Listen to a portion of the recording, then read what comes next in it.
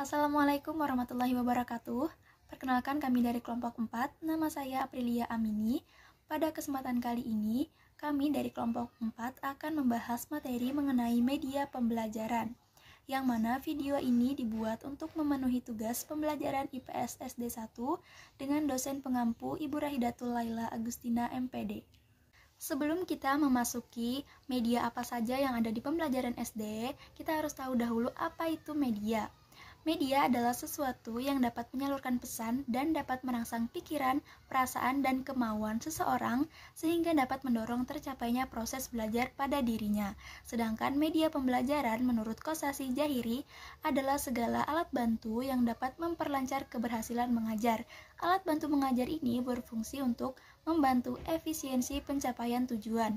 Oleh karena itu, dalam proses belajar mengajar, guru harus selalu menghubungkan alat bantu mengajar dengan kegiatan mengajarnya. 1. Mengatasi berbagai keterbatasan pengalaman yang dimiliki siswa. 2. Mengawasi ruang kelas. 3. Menghasilkan keseragaman pengamatan. 4. Menanamkan konsep dasar yang benar, konkret, dan realistis. 5.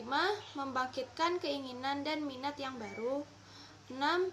Media dapat membangkitkan motivasi dan merangsang siswa untuk belajar. Dan yang terakhir, 7. Media dapat memberikan pengalaman yang integral dari sesuatu yang konkret sampai kepada sesuatu yang abstrak. Macam-macam media dalam pengajaran IPS.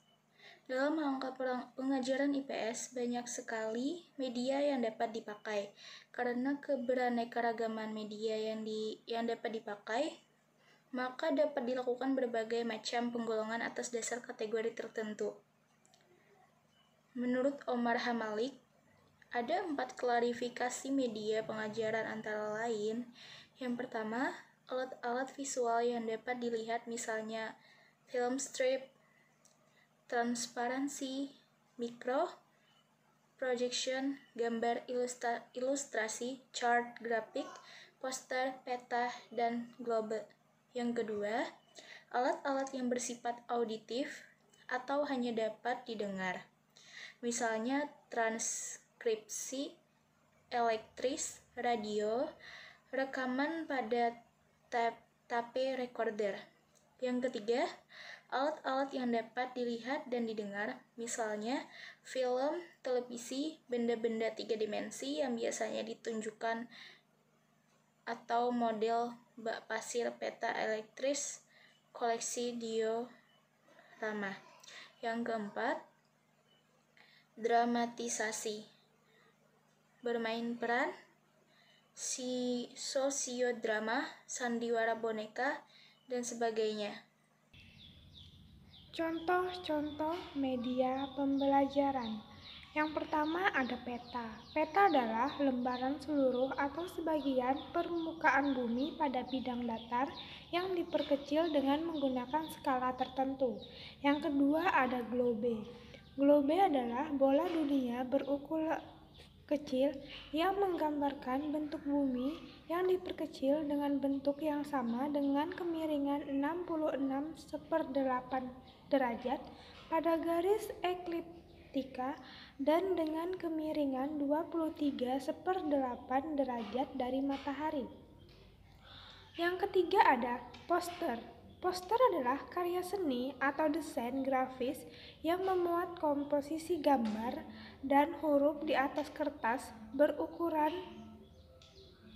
besaran atau kecil. Pengaplikasiannya dengan ditempel di dinding atau permukaan datar lainnya dengan sifat mencari perhatian mata sekuat mungkin. John Jaroli Mack mengemukakan hal-hal yang hendaknya diperhatikan oleh guru dalam menentukan pemilihan media, yaitu yang pertama ada tujuan instruksional yang akan dicapai, maksudnya pengetahuan, keterampilan, kemampuan, dan sikap tingkah laku yang akan terjadi. Yang kedua, keterampilan usia dan kematangan anak. Yang ketiga, kemampuan baca anak. Yang keempat, tingkat kesulitan dan jenis konsep pelajaran dan keadaan atau latar belakang pengetahuan atau pengalaman anak. Demikian pemaparan materi dari kelompok kami. Apabila terdapat kesalahan dan kekurangan, kami mohon maaf yang sebesar-besarnya. Terima kasih atas segala perhatian. Wassalamualaikum warahmatullahi wabarakatuh.